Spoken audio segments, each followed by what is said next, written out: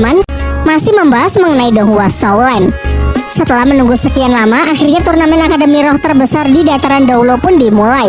Di putaran pertama kemarin, tim Sri Lanka yang dipimpin oleh Tang Sen berhasil mengalahkan tim kedua dari Akademi Tiando. Tentu perjalanan mereka masih sangat panjang untuk bisa menjadi juara.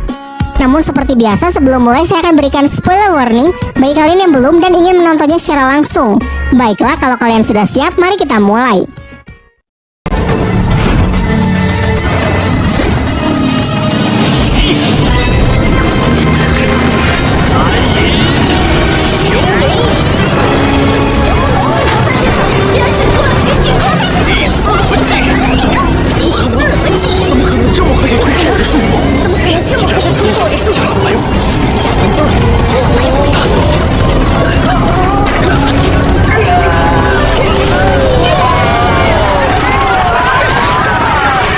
Setelah pertarungan berakhir, sempat ada protes dari pihak Akademi Tiando yang mengatakan bahwa tim Sri Lanka telah melanggar aturan dengan memiliki niat membunuh. Namun hal itu tetap tidak mengubah keputusan wasit karena nyatanya tim kedua Akademi Tiando tidak ada yang terbunuh. Singkat cerita, dalam perjalanan kembali ke Akademi, di tengah perjalanan mereka bertemu dengan Ning Fengzi, ayah dari Ning Rongrong.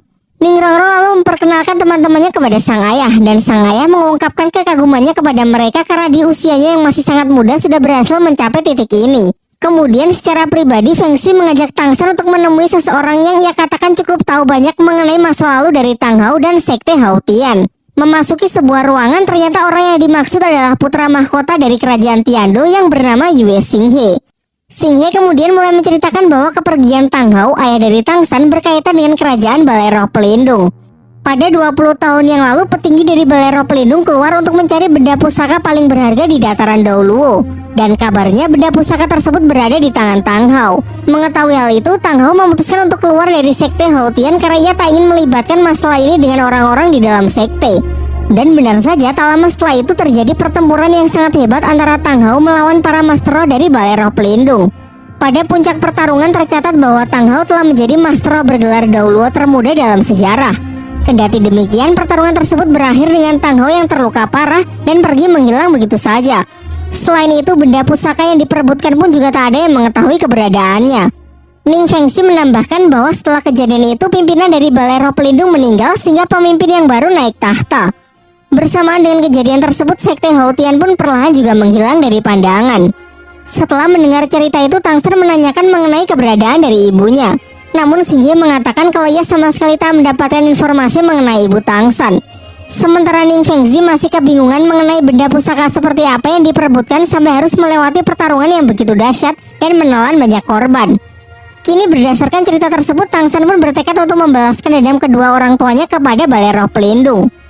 Sebelum pergi, Xinghe memberikan plat kerajaan yang bisa Tang San gunakan untuk masuk ke dalam istana kelak jika Tang San ingin menemuinya. Sin beralih memperlihatkan para murid Akademi Sri Lanka yang ditertawakan banyak orang dalam perjalanannya menuju asrama.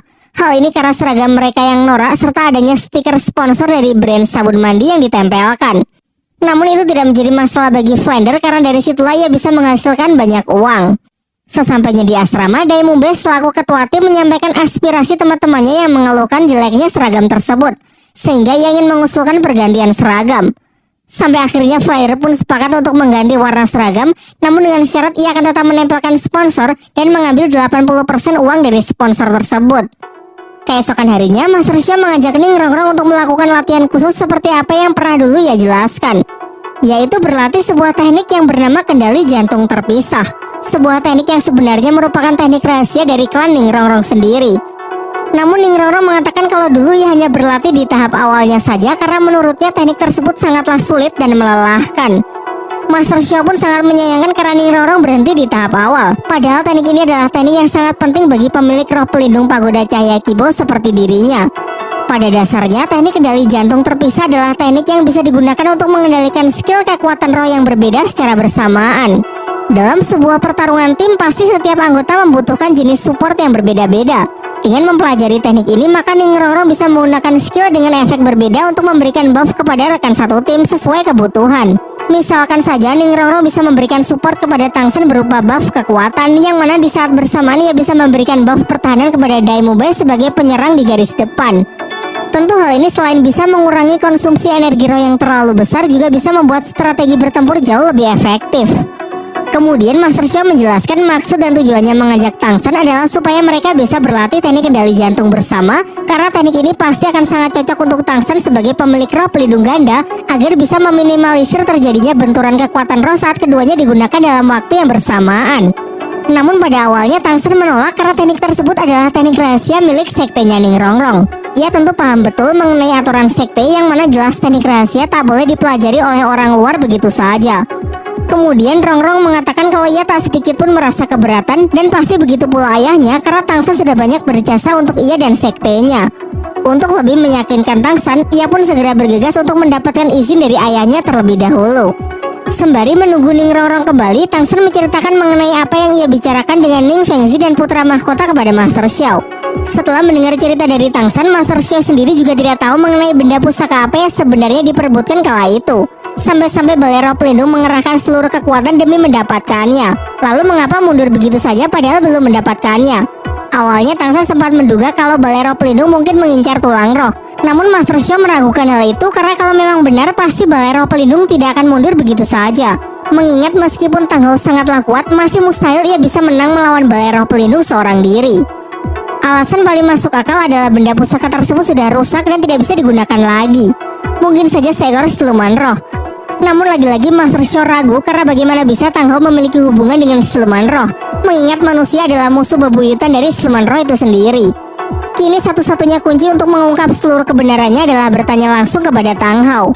Tak lama setelah itu, Ning Rongrong akhirnya kembali dengan membawa surat dari ayahnya yang berisi kalau Ning Fengzi mengizinkan Tangsen untuk mempelajari teknik rahasia milik sektenya. Singkat cerita, tiba giliran tim Sri Lanka untuk kembali bertarung. Diperlihatkan mereka tengah bersiap dengan seragam baru yang jauh lebih keren dari seragam hijau norak sebelumnya. Ketika mereka sedang semangat-semangatnya, tiba-tiba Master Xiao datang dan mengatakan kalau sebaiknya tim Sri Lanka mundur dari pertarungan hari ini karena yang akan menjadi lawan mereka adalah tim dari Sekte Perisai Gajah, yang mana tim ini sangat terkenal dengan pertahanan terkuatnya yaitu roh pelindung mamut berlian. Ia kemudian memberi mereka 3 pilihan. Yang pertama, mengaku kalah saja mengingat tim yang lolos adalah 5 besar, jadi meskipun kalah di satu pertandingan ini, tim Sri Lanka tetap bisa maju ke babak selanjutnya. Pilihan kedua, tetap bertarung dengan formasi sebelumnya, namun kemungkinan menang tak lebih dari 1%. Atau pilihan ketiga, mereka bisa menggunakan formasi utama dengan mengerahkan seluruh kekuatan maksimal full squad 7 monster Sri Lanka. Namun dengan konsekuensi seluruh kekuatan tim Sri Lanka akan terungkap sehingga meski bisa menang di pertarungan kali ini, pasti akan menjadi sulit untuk melewati pertarungan-pertarungan berikutnya. Flander pun menyerahkan keputusan tersebut kepada para muridnya.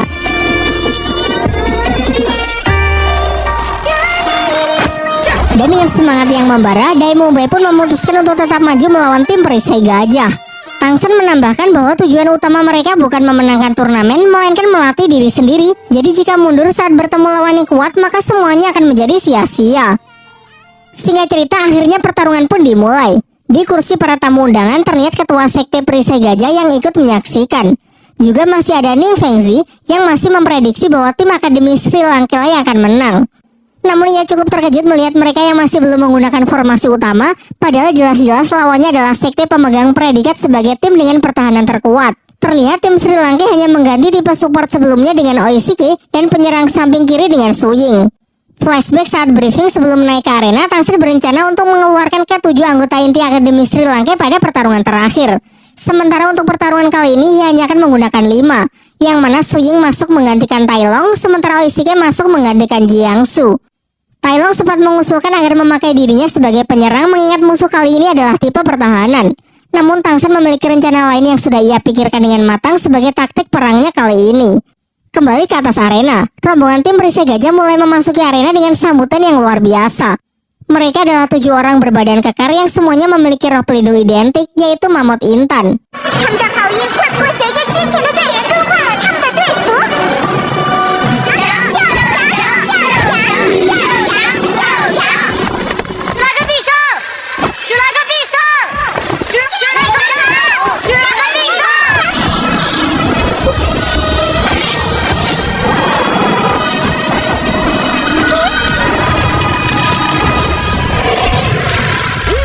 Setelah terdengar aba-aba dari wasit yang memulai pertarungan, tim Perisai Gajah pun secara serentak mengeluarkan skill pertamanya yakni benteng tak tertembus. Dengan perisai sekuat Intan, mereka maju untuk mendesak dan mendorong keluar anak-anak Sri Lanka. Menanggapi hal itu, Tangsan segera bertindak mengeluarkan skill pertama ikatan tali akar rumput biru perak untuk menghentikan pergerakan musuh. Sayangnya skillnya tersebut dapat dihancurkan dengan sangat mudah, bahkan hanya dengan kekuatan fisik. Berdasarkan pengamatan dari Master Show, tim perisai gajah begitu kuat karena mereka mampu menggabungkan kekuatan tubuh dengan kekuatan roh pelindung dengan sangat sempurna, sehingga mereka sanggup menghancurkan lilitan rumput biru perak dengan mudah. Sang ketua tim perisai gajah, meski terlihat unggul, ia tak sedikit pun menurunkan kewaspadaannya. Ia berencana untuk mempertahankan formasi untuk mendorong lawan agar bisa mengunci kemenangan. Kali ini Tangsan menggunakan taktik baru, yakni mengendalikan seluruh anggota tim untuk menciptakan gerakan yang lebih harmonis dan terkontrol. Selanjutnya ia memakan sosis terbang dari Oishike untuk memperluas pandangan dan jangkauan dalam mengantisipasi setiap gerakan musuh. Tentu rencana ini sudah Tangsan perhitungkan secara akurat. Namun sebenarnya ia menyayangkan Tai Long yang harusnya berpeluang besar bisa menembus pertahanan lawan tidak bisa ia pakai karena tubuh Tai Long yang terlalu besar dan berat. Diperlihatkan tim perisai gajah yang cukup panik dengan kemampuan terbang lawan karena pertempuran udara adalah kelemahan mereka. Terdengar mereka ingin menggunakan jurus pamungkas. Namun jurus pamungkas tersebut masih ingin mereka simpan untuk nantinya melawan tim yang jelas jauh lebih kuat. Sang ketua lalu mencoba memprovokasi Tangsan agar segera menyerang. Namun berkat kekonyolan dari Oishike, justru tim perisai gajah yang terprovokasi. Tanpa pikir panjang, mereka pun bergegas untuk mengeluarkan jurus pamungkas yang sebenarnya mereka siapkan di final nanti. Jurus tersebut adalah putaran manusia yang ditembakkan dengan kecepatan tinggi yang langsung mengarah ke Daimobai. Saking kuatnya, Daimobai pun tak sanggup menahannya dengan barir harimau putihnya. Pertahanan Tangsan pun akhirnya mampu ditembus, formasinya telah diacak-acak dan mereka terus digempur oleh serangan-serangan beruntun.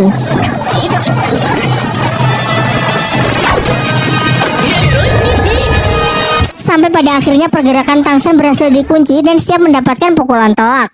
Namun sebelum serangan tersebut mendarat, tiba-tiba gerakan ketua tim perisai gajah terhenti.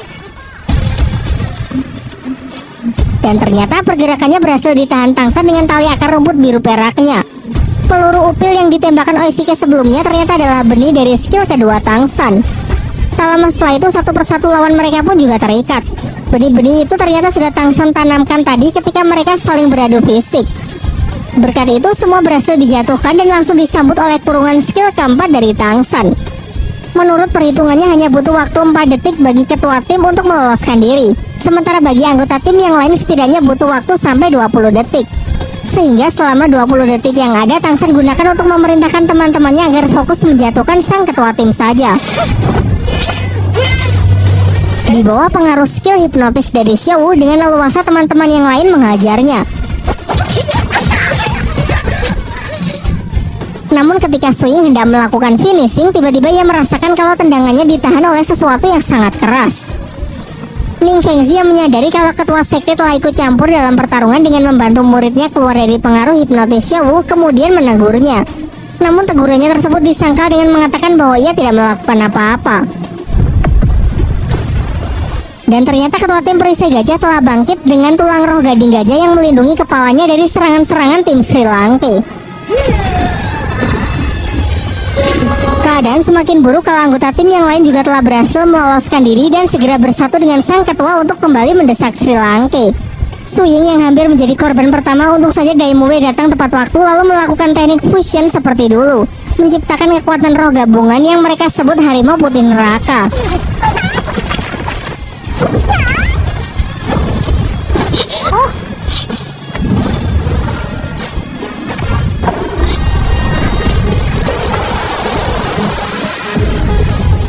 Dengan penuh percaya diri, ketua tim perisai gajah mencoba menerobosnya, namun sayangnya ia tak cukup kuat dan justru mematahkan kaki dan tangannya sendiri akibat benturan tersebut.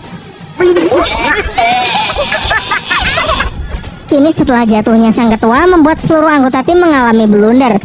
Pertahanan mereka terbuka dengan jelas sehingga dalam sekejap mereka bisa segera dilumpuhkan. Wasit kemudian mulai berhitung mundur. Namun karena tak ada lagi pihak tim perisai gajah yang masih sanggup berdiri, maka dengan ini tim Akademi Sri Lanka yang dinyatakan sebagai pemenang. Di lain waktu, Tangsan mulai berlatih teknik kendali jantung terpisah. Kunci dari teknik ini adalah melakukan multitasking, atau bisa dikatakan melakukan beberapa hal yang berbeda dalam waktu yang relatif bersamaan. Ia pun mencobanya dengan melemparkan belati ke arah yang ia targetkan bersamaan dengan mengeluarkan skill untuk melilit pohon dengan rumput biru peraknya. Namun ternyata hal itu tak semudah kedengarannya. Dalam percobaan pertama dan kedua, hal yang ia lakukan tak bisa ia lakukan dengan benar. Padahal ia sudah berusaha sefokus yang ia bisa. Tak lama setelah itu, Master Shao datang untuk memberikan sebuah clue. Ia mengatakan jangan mencoba mengendalikan, tetapi belajarlah untuk merasakan. Singkat cerita, saat Tang Shen melakukan apa yang Master Shao sarankan, tiba-tiba ia berhasil masuk jauh ke dalam alam bawah sadarnya dan bertemu dengan jiwa para siluman roh yang dulu pernah ia serap. Diperlihatkan mereka saling menyerang karena Tang Shen yang berusaha menggunakan kekuatannya dalam waktu yang bersamaan, yang mana Tang Shen juga harus menaklukkannya di waktu yang bersamaan pula. Jika tidak, maka dirinya lah yang akan ditelan oleh jiwa para siluman tersebut.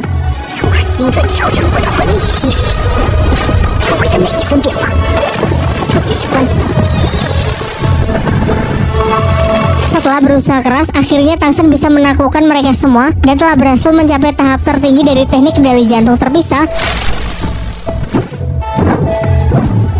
Singkat cerita, beberapa pertarungan telah berhasil mereka menangkan. Dan semenjak pertarungan melawan tim perisai gajah, belum ada lawan yang setangguh mereka. Hal ini membuat tim Sri Lanka menjadi idola baru dan mendapatkan predikat sebagai salah satu kandidat juara terkuat. Hari ini Master Shao mengajak semuanya pergi ke arena untuk menyaksikan pertarungan tim lighting, sebuah tim elemen petir yang Master Shao katakan patut untuk diwaspadai. Dalam perjalanan, Master Shao menjelaskan kalau setidaknya ada 5 tim yang harus mereka benar-benar waspadai, yaitu Akademi Chen Feng, Akademi Chiwu, Tian Sui, Fighting, dan Perisai Gajah. Kelima tim tersebut sering dikatakan sebagai 5 akademi elemen. Sesuai sebutannya, masing-masing anggota tim bertarung menggunakan elemen yang sama. Tang Shen kemudian bertanya mengapa Master Roh dengan elemen yang sama membentuk sebuah tim. Kalau alasannya untuk memaksimalkan kekuatan, maka di waktu yang bersamaan kelemahan mereka juga sangat terlihat jelas. Misalnya saja tim Perisai Gajah. Mereka bersatu untuk memperkuat pertahanan, namun di sisi lain kelemahannya terlihat jelas, yaitu tidak adanya variasi dalam melakukan serangan. Master Shao kemudian menjelaskan bahwa dalam dunia roh terdapat 2 aliran yang dianut, yaitu aliran sejenis dan aliran campuran. Aliran sejenis berpendapat kalau seorang Master Roh harus fokus untuk memaksimalkan satu jenis kekuatan roh saja. Sementara penganut aliran campuran berpendapat kalau seorang Master Roh harus mengkombinasikan kekuatannya dengan Master Roh lain untuk menciptakan kekuatan yang seimbang. Sebenarnya masih terdapat aliran ketiga yang dianut oleh Balai Roh Pelindung yang disebut aliran pembaruan. Seperti namanya, aliran ini mengambil sisi terbaik dari 2 aliran sebelumnya, yaitu memaksimalkan kekuatan roh pelindung juga melakukan kombinasi untuk menciptakan keseimbangan. Dengan menganut aliran yang terlihat begitu sempurna, Master Shao mengatakan kalau kekuatan dari Balai Roh Pelindung benar-benar tak terbayangkan. Mendengar itu, Tang Shen menjadi semakin geram dengan Balai Roh Pelindung yang telah mencelakakan kedua orang tuanya. Ia pun kemudian meminta izin untuk pergi berlatih lagi agar bisa memaksimalkan kekuatannya. Terlihat di sana juga ada seorang Master Roh yang bernama Xinian yang diam-diam mengamati Tang Shen. Ia merupakan salah satu petinggi dari Akademi Changhui. Kalau kita ingat dulu, Akademi Changhui pernah dipermalukan oleh anak-anak Sri Lanka, sehingga tensi dari pertemuan mereka kali ini pasti akan sangat memanas. Dalam perjalanannya, Tang Shen merasa suatu keanehan, yang mana ia telah berjalan cukup jauh namun tak kunjung sampai ke tempat akademi. Dan ternyata Tang Shen baru menyadari kalau ia sudah beberapa kali melewati tempat dan kejadian yang sama. Hal ini berarti bahwa ada seseorang yang sengaja menjebaknya masuk ke dalam dunia ilusi. Ia juga tahu kalau orang yang telah menjebaknya adalah Xinian, petinggi dari Akademi Changhui. Seketika tempat itu berubah menjadi hutan belantara, yang mana ini adalah alam ilusi yang Master Xinian ciptakan. Berasal dari skill cincin roh ketujuhnya yang bernama dunia mimpi tanpa batas.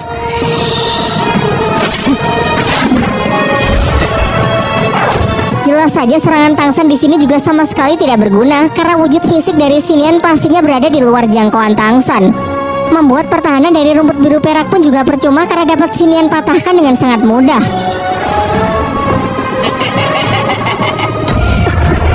Di waktu bersamaan, Xiao merasakan firasat buruk melalui bunga perindu yang masih ia simpan. Ia pun bergegas pergi mencarinya yang kemudian diikuti oleh anak-anak lain. Xin kembali ke dunia mimpi yang Xinian gunakan untuk menyiksa Tang Shen dan membunuhnya secara perlahan agar nantinya tidak ada lagi yang menghalangi Akademi Changhui untuk meraih kemenangannya. Namun ketika Xinian sudah sangat percaya diri dan dibuai oleh kemenangan, tiba-tiba Tang Shen bangkit dan langsung melancarkan serangan menggunakan salah satu senjata rahasianya yang bernama Undangan Dewa Kematian. Kemudian dijelaskan bahwa Tang Shen bisa lolos dari dunia ilusi berkat mata iblis ungu yang kini telah mencapai tingkat surrealis. Dengan mata tersebut, penglihatannya dapat menembus melewati segala macam jenis ilusi. Jangankan hanya skill cincin roh ke-7, bahkan ilusi dari skill cincin roh ke-9 pun tak akan bisa mengelabui matanya. Sebenarnya semenjak Xinian membuat jalanan ilusi, ia sudah cukup memantau dengan matanya tersebut, namun ia berpura-pura tidak menyadarinya. Lalu Tangsan sengaja terpancing masuk ke dalam dunia ilusi dan membuat Xinian benar-benar percaya kalau ia sudah dikendalikan. Sehingga dengan begitu selanjutnya tinggal menunggu waktu yang tepat untuk melancarkan serangan. Pertahanan rumput biru perak yang sempat ia buat sebenarnya bukan untuk melindungi diri, melainkan untuk menyembunyikan senjata rahasia dari pandangan lawan. Barulah setelah Xinian lengah menjadi kesempatan yang bagus untuk melepaskannya. Racun yang terkandung dalam senjata tersebut juga tidak main-main. Selain sangat kuat, ia juga melepaskannya dengan kekuatan roh sehingga dapat menyebar dengan sangat cepat ke dalam tubuh target. Efeknya juga sangat mengerikan. Tidak terasa di awal, namun setelah beberapa saat kemudian tubuh target akan melebur tanpa sisa. Di tengah leburan itu terlihat sebuah benda bercahaya yang sangat menyilaukan, dan ternyata benda tersebut adalah tulang roh milik Xinian. Mengingat ucapan Master Xiao mengenai tulang roh yang membutuhkan kecocokan dengan pemiliknya, Tangsan tidak lantas langsung menyerapnya dan memilih untuk menyimpannya terlebih dahulu. Setelah itu ia kembali ke akademi yang mana teman-temannya sudah menunggunya dengan cemas. Setelah kondisinya sudah cukup membaik, Tangsan menemui Master Xiao untuk menceritakan apa yang sebenarnya ia alami, yaitu mengenai Xinian yang kemarin menjebaknya dalam dunia ilusi dan berniat membunuhnya. Namun pada akhirnya Tangsan dapat membalikan keadaan sehingga justru Xinianlah yang mati di tangannya.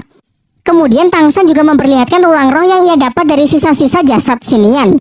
Kalau kita flashback ke belakang, mungkin benda inilah yang dulu dirampas dari tempat pelelangan. Mengingat prajurit yang diserang tidak mendapatkan luka fisik, sehingga kemungkinan diserang menggunakan jurus ilusi milik Xinian. Setelah mendengar cerita Tangsan, Master Xiao berpesan agar Tangsan merahasiakan semua kejadian ini dari siapapun, termasuk kepada Pak Kepala Akademi Flander, karena dikhawatirkan bisa mengancam keselamatan Tangsan. Sebaiknya jangan terlalu dipikirkan dan lebih baik fokus saja untuk menghadapi pertarungan berikutnya. Bicara soal pertarungan, lawan dalam pertarungan selanjutnya adalah Akademi Cihu. Merupakan salah satu tim yang berasal dari Akademi 5 Elemen. Fokus dari tim Cihu adalah elemen api.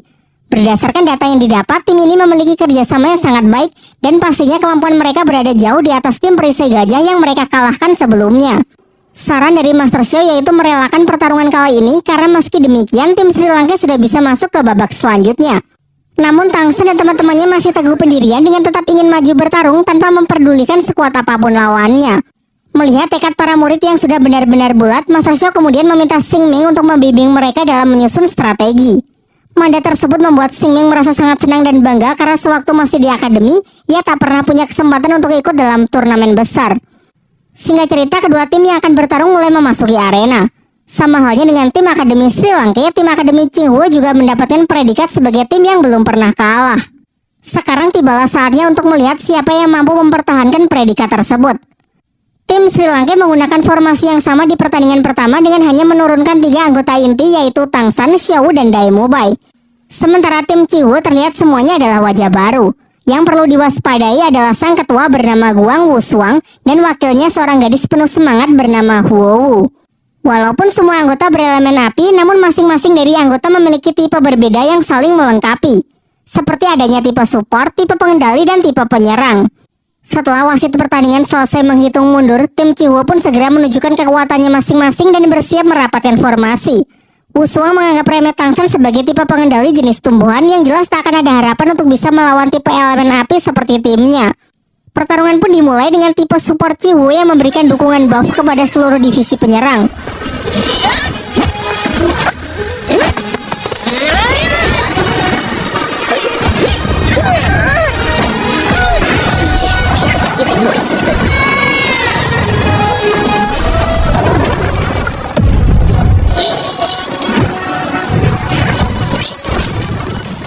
Pertarungan berlangsung sangat sengit dengan memperlihatkan kerjasama yang sangat baik dari tim Akademi Qinghuo. Di sisi lain, kerjasama dari Tangsan dan kawan-kawan juga sama baiknya hingga mereka berhasil menjebak ketua tim dari musuh. Namun tentu tidak semudah itu. Masih ada Huo Wu, pemilik kekuatan api tipe pengendali yang sanggup membuat penangkis api untuk melindungi rekannya secara efektif. Dalam sekejap mereka dapat membalikan keadaan, di mana kini Tangsanlah yang jatuh ke dalam perangkap. Ternyata sedari awal Wushuang memang sengaja masuk ke dalam jebakan Sri Lanka untuk memancing para penyerang utama mendekat yang kemudian dihempaskan sehingga hanya tersisa Tangsan seorang diri.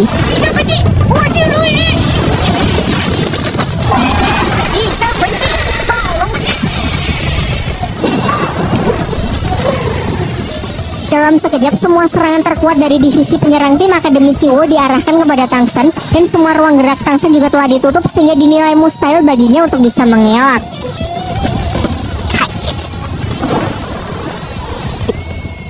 Namun jangan lupa kalau Tangsen adalah satu-satunya Master Roh yang tidak cuma mengandalkan kekuatan dari roh pelindung.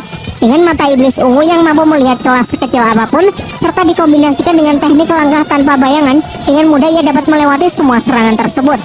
Bahkan para Master Roh kelas atas pun dibuat sangat takjub dan keheranan karena selama ini mereka belum pernah menyaksikan gerakan sehebat itu tanpa adanya keterlibatan dari kekuatan roh pelindung.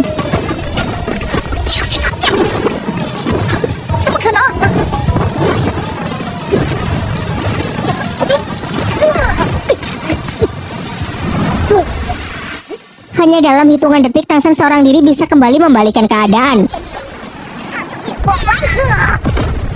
Menanggapi hal itu, tim Akademi Chuo segera mengubah formasi dengan memperkuat skill roh keempat menggunakan 2 tipe support, menciptakan teknik yang disebut tarian inti matahari. Dikatakan kekuatan dari teknik ini mungkin melampaui kekuatan roh pelindung dari level 60. Tetapi dengan santuinya, Tangsen justru berjalan menghampiri kobaran jurus tersebut.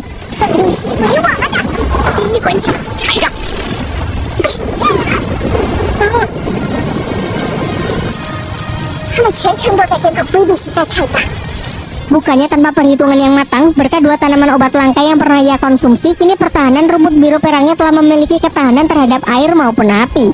Lagi-lagi ini adalah bagian dari rencana Tangsen. Ia sengaja memancing lawan agar mengeluarkan teknik terkuat untuk menguras energi mereka. Sehingga ketika ia mengurung mereka ke dalam kandang skill keempatnya, energi mereka tak akan cukup untuk bisa menghancurkan kandang tersebut. Menyadari hal itu, dengan berat hati mereka pun akhirnya mengaku kalah dari tim Akademi Sri Lanka.